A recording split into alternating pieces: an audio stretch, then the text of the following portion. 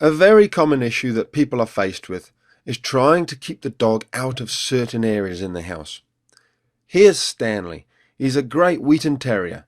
However, he loves nothing more than to get under people's feet in the kitchen, especially when you're trying to make the dinner. Here I'm going to demonstrate to you a very simple way of showing your dog exactly where it is and where it isn't allowed. To Stanley's owners, it seems like either he doesn't know exactly where he's allowed or he doesn't care. I'd suggest it actually is a little bit of both. So if this is the line where you don't want the dog to go into the kitchen, the dog can't really see exactly where it is. We have it in our own minds as to where we think it is.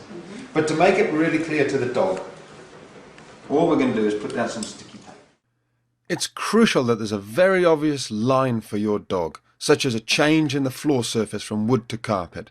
If there isn't, you need to make a clear dividing line using tape.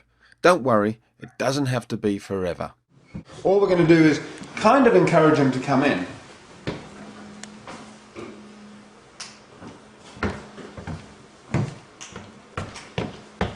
He already knows there's something up. There's a line there.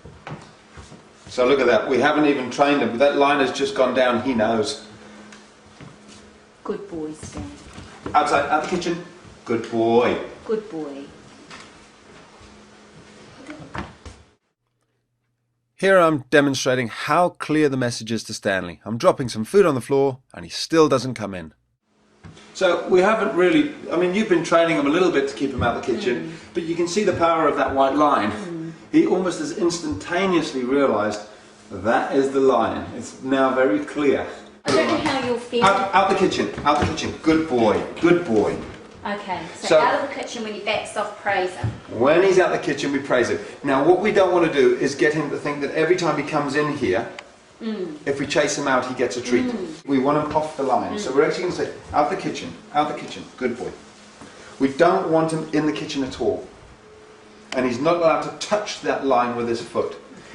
Because what dogs love to do is just edge further and further and further into the kitchen. That has said to him, you don't even stand on the line. Okay. And he's saying, look, oh. And you can see you can use any sort of energy to drive him out. Even just stamping your feet a little bit, moving towards him. Maybe, out the kitchen, out the kitchen. Are you making sure you don't look at him, or are you looking I'm not looking at him now to invite him in. Right. If you look at him, you invite him. So I'm deliberately ignoring him. And you can see he's good. Now, when he's being like that, that's a very good boy. He's been outside for a good long time, out the kitchen. So good boy, good boy. Very good boy, darling.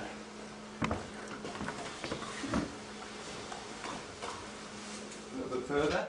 Using this calm, consistent method, it'll take only a little time before your dog, like Stanley, will get the message and understand which side of the line that he's allowed on. As with any training, it'll have maximum effect only if your dog listens to you because you're the pack leader and you've already implemented the 5 golden rules that are shown in the first section of the members site. If you aren't a member yet, then hopefully this will give you a clearer idea of how to communicate to your dog and how willing they are to listen to you when they respect all your decisions.